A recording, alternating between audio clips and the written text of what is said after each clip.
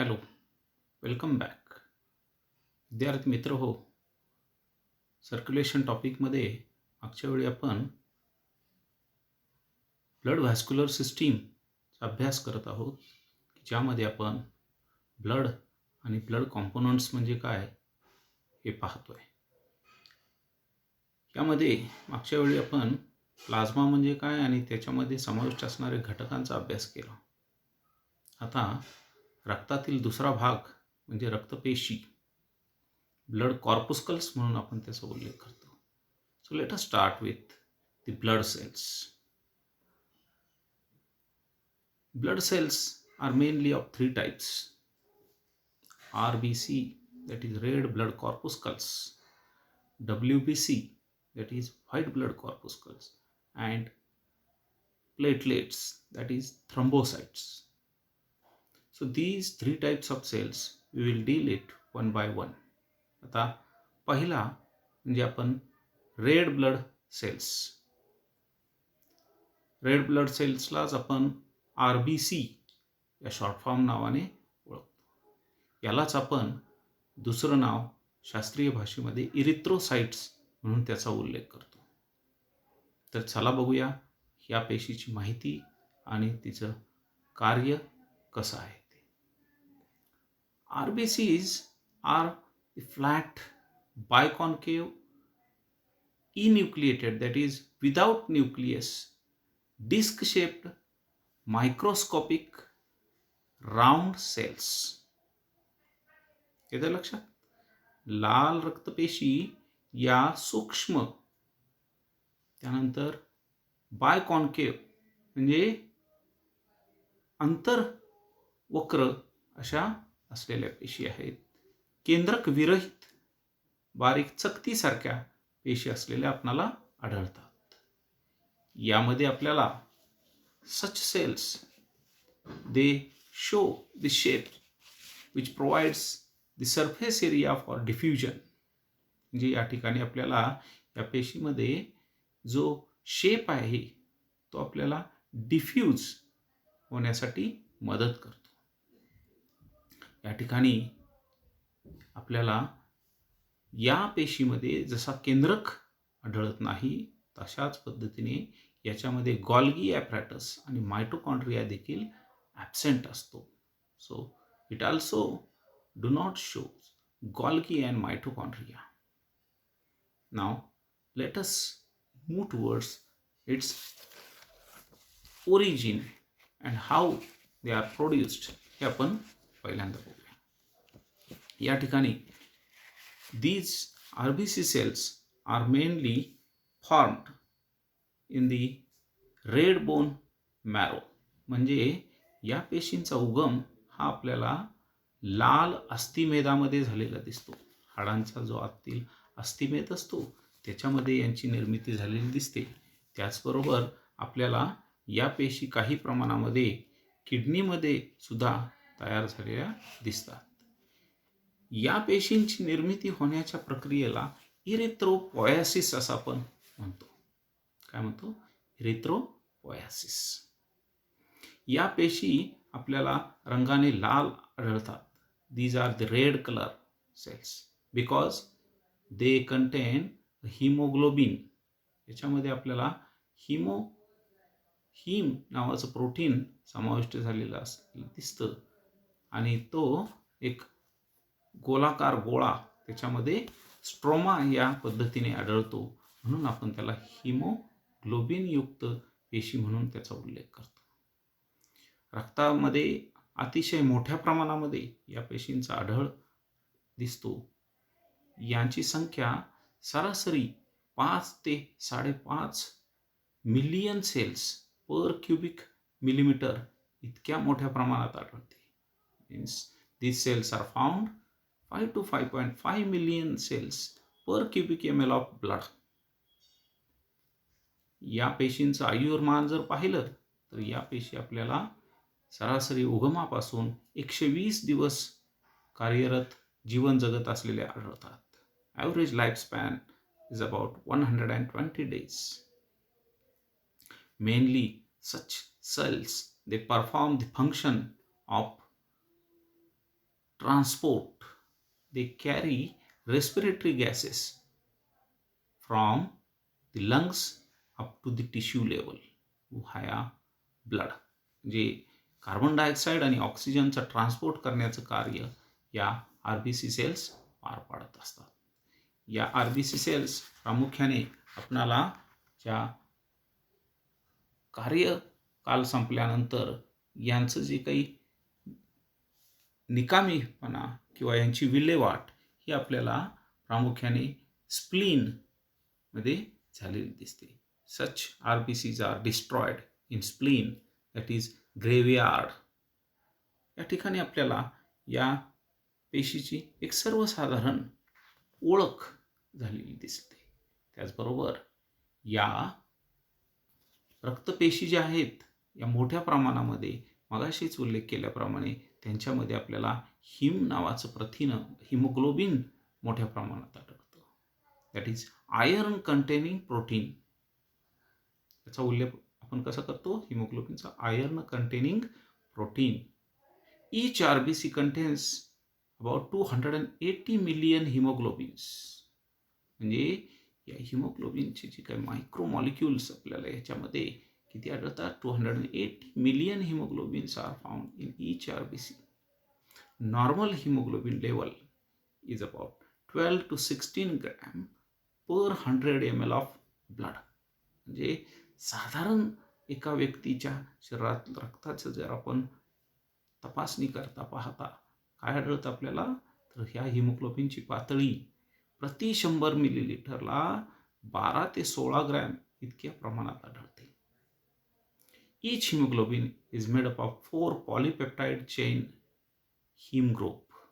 शेजारी आपण म्हटल्याप्रमाणे याच्यामध्ये 4 पॉलिपेप्टाइड चेन्स आढळतात हिम ग्रुपच्या, जशा की अल्फा चेन्स आणि बीटा चेन्स. 2 अल्फा चेन्स आणि 2 बीटा चेन्स आपल्याला या ठिकाणी आढळतात. Each group contains free iron. Okay.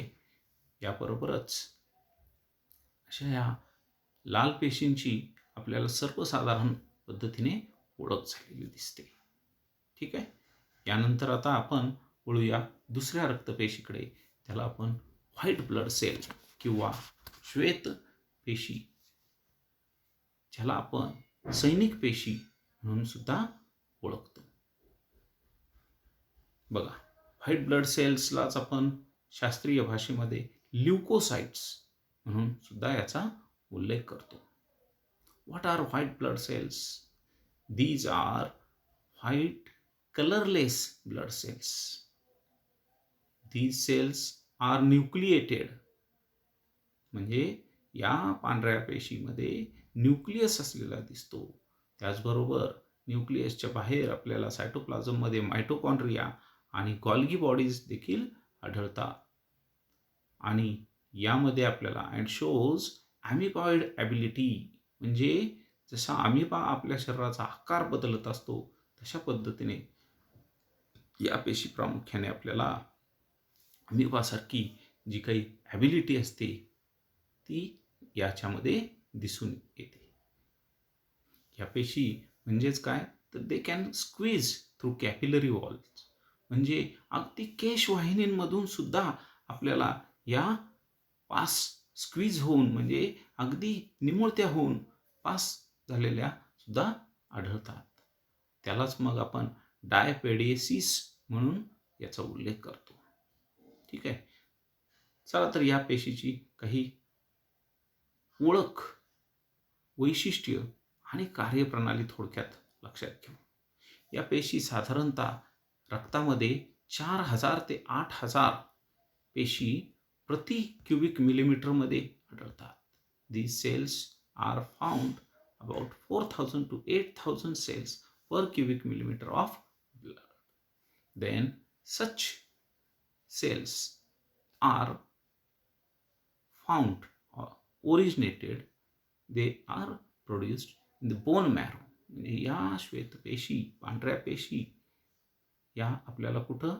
तर या प्रामुख्याने आपल्याला बोन मॅरो, हाडाच्या अस्थिमेदामध्ये निर्माण झालेल्या दिसतात. त्याचबरोबर या पेशींची निर्मिती लिम्फ ग्लँड्समध्ये आणि स्प्लीनमध्ये सुद्धा निर्माण झालेली आढळते. या पांढऱ्या पेशी ज्याला आपण सोल्जर सेल्स किंवा सैनिक पेशी म्हणतो, या पेशीचं कार्य हे आपल्याला 1 ते 2 आठवड्यात पुरतंच मर्यादित असलेलं दिसतं. म्हणजे फार कमी कालखंड या पेशी आपला जिवंत राहिलेल्या दिसतात. साधारणतः आयुष्यमान यांचं सांगायचं म्हटलं तर 1 ते 2 आठवड्याचं दिसून येतं. म्हणून generally they are short lived cells. यांचं फंक्शन आपल्याला काय स्पष्ट करता येतं? तर these cells are involved in the immune system, that is the defense of the body. म्हणजेच आपल्याला शरीरातल्या रोग प्रतिकारक संस्थेशी संलग्न असणाऱ्या या पेशी म्हणून यांचा उल्लेख केला जातो. म्हणूनच याचा आपण सोल्जर सेल्स म्हणून उल्लेख करतो. या पेशींचं आपल्याला प्रामुख्याने खालील पद्धतीने विभाजन करता येतं. या पेशी आपल्याला त्यांच्या रचनात्मक आणि कार्यात्मक स्वरूपावरून प्रामुख्याने आपण त्याला ग्रॅन्युलोसाइट्स आणि अग्रॅन्युलोसाइटमध्ये विभाजन करून त्याची पुढील वैशिष्ट्ये 5 प्रकारामध्ये आपण पडलेली पाहू शकतो. बघा बरं आता यामध्ये ग्रॅन्युलर ल्युकोसाइट्स म्हणजे white blood cells with granular cytoplasm. म्हणजे इथं आपल्याला या पेशींमध्ये या केंद्रकयुक्त पेशी आहेत आणि त्याच पद्धतीने आपल्याला त्यांच्यामध्ये काय दिसून येतं, तर जो सायटोप्लाझम आहे तो सूक्ष्म कणांनी युक्त असलेला दिसतो, म्हणजे ग्रॅन्युल्स युक्त असलेला दिसतो. म्हणून त्यांना ग्रॅन्युलर ल्युकोसाइट्स किंवा व्हाईट WBC म्हणून उल्लेखतो. ते help to detoxify the foreign substances and release heparin. या पेशी आपल्याला प्रामुख्याने काय कार्य करत असलेले दिसतात, तर या पेशी प्रामुख्याने आपल्याला फॉरेन सबस्टन्सेस जी काही हानिकारकता आहे ती हानिकारकता कमी करण्यासाठी, डिटॉक्सिफाय करण्यासाठी उपयोगी पडलेली दिसते. कारण याच्यातून हिपॅरिन रिलीज झालेलं आपल्याला दिसतं. या पेशी प्रामुख्याने 3 प्रकारे आपण त्यांचा उल्लेख करू शकतो. म्हणजे या पेशी आपल्याला इओसिनोफिल, बेसोफिल आणि न्यूट्रोफिल या 3 स्वरूपामध्ये विभाजन करता येतं. याचं विभाजन 3 प्रकारामध्ये कशावरून केलं आपण, तर इओसिनोफिल, बेसोफिल आणि न्यूट्रोफिल या पेशी आपण स्टेनिंग प्रॉपर्टीवरून ह्या आपण यांच्या 3 विभाजनात त्यांचा उल्लेख करतो. परंतु रचनात्मक जर पाहिलं तर इओसिनोफिलिक सेल्स याला आपण बायलोब्ड सेल्स, बायलोब्ड न्यूक्लियस असलेल्या सेल्स म्हणून उल्लेखतो. त्यानंतर आपल्याला बेसोफिलिक सेल्स या सेल्स कशा दिसत आहेत बघा. यांच्या सेल्समध्ये आपल्याला हा जो केंद्रक आहे तो प्रामुख्याने स्पायरल नसून तो सुद्धा चेन फॉर्मचा असलेला दिसतो. एकमेकाला केंद्रक चिकटलेल्या स्वरूपातून एस आकारासारख्या पेशी, स्पायरल पेशी आपल्याला दिसतात. त्याचबरोबर तिसरा जो प्रकार न्यूट्रोफिल आहे, यांची जर केंद्रक तुम्ही पाहिले तर मल्टीलोब्ड न्यूक्लियस आपल्याला हे केंद्रक काय दिसतात, अनेक लोब्समध्ये विभाजन झालेले आढळतात. म्हणजे या केंद्रकावरून आणि त्यांच्या स्टेनिंग प्रॉपर्टीवरून आपल्याला या पांढऱ्या पेशींचे, ग्रॅन्युलोसाइटचे 3 प्रकार पाहायला मिळाले: इओसिनोफिल, बेसोफिल आणि न्यूट्रोफिल. त्याबरोबरच या पेशी ज्या आहेत त्या दुसऱ्या प्रकारामध्ये ज्या पेशींचा सायटोप्लाझम विदाऊट ग्रॅन्युल्स आहे, म्हणजे त्याच्यात जो पेशीद्रव्य आहे तो पेशीद्रव्य कसा आहे, तर कुठल्याही सूक्ष्म कणांनी युक्त नाही, त्यामुळं पारदर्शक असं आपल्याला सायटोप्लाझम दिसतो. त्यामुळे त्याला अग्रॅन्युलर ल्युकोसाइट किंवा अग्रॅन्युलर WBC म्हणून त्याचा उल्लेख करतो. Cells WBC which are without granules are known as agranular cells. These cells are phagocytic and produce antibodies. या पेशी काय असतात, फॅगोसायटिक. म्हणजे आता फॅगोसायटिक आणि पिनोसायटिक 2 प्रकार असतात. म्हणजे सॉलिड पार्टिकल स्वतःच्या आतमध्ये गिळांकृत करणाऱ्या पेशींना फॅगोसायटिक असं आपण म्हणतो. त्यानंतर अँटीबॉडीज प्रोड्यूस करणाऱ्या प्रतिपिंड तयार करणाऱ्या पेशी म्हणून या पेशींचा उल्लेख होतो. या लार्जेस्ट WBC म्हणून आपण त्यांचा उल्लेख करतो. मोनोसाइट्स आणि लिम्फोसाइट्स असे 2 प्रकार याच्यामध्ये आपल्याला दिसून येतात. Monocytes are the largest WBC आणि lymphocytes are the smallest WBC. आता याचंच पुढं जर आपण विभाजन लक्षात घेतलं तर इथं पहा, मोनोसाइट्समध्ये आपल्याला किडनी शेप्ड न्यूक्लियस, मोठा न्यूक्लियस जो संपूर्ण सायटोप्लाझम व्यापलेला दिसतोय. लिम्फोसायटिक सेल्समध्ये गोलाकार आकाराचा, परंतु पेशी आकाराने लहान असलेला काय दिसतोय, न्यूक्लियस मोठा पण पेशीची रचना लहान, म्हणून त्याला स्मॉलेस्ट WBC म्हणून आपण लिम्फोसायटिक सेल्सचा. परंतु या लिम्फोसायटिक सेल्स 2 पद्धतीने आपण त्यांचे प्रकार सांगतो, एक टी सेल आणि एक बी सेल. बघा विद्यार्थ्यांनो, टी सेल म्हणजे काय, तर ज्या लिम्फोसाइटची निर्मिती, उगमस्थान हे थायमस ग्लँडमधून झालेलं असतं, त्यावरून त्या पेशींना काय म्हणलंय आपण, thymus originated cell, that is T cells. आणि बी सेल्स म्हणजे काय, तर ज्या लिम्फोसाइट सेल्स बोन मॅरोमधून उगम पावलेले असतात त्यांना बी सेल्स म्हणून, बोन मॅरो ओरिजिनेटेड सेल्स म्हणून त्याचा उल्लेख करतो. ठीक आहे, तर या ठिकाणी आपण आता WBC आणि RBC या 2 पेशींची माहिती लक्षात घेतली. WBCचा प्रामुख्याने आपण उल्लेख जर करायचा झाला तर त्यांचं कार्य काय आहे, फॅगोसायटॉसिस, म्हणजे इट किल्स द पॅथोजेन्स, म्हणजे शरीरामध्ये जे काही रोगजंतूंचा प्रवेश झालेला असतो त्यांचा नायनाट करण्याकरता या पेशी कार्यरत असलेल्या दिसतात. ठीक आहे, याच्यानंतर आता तिसरा प्रकार जो पेशीचा आहे तो आपण पुढच्या व्हिडिओमध्ये पाहूया.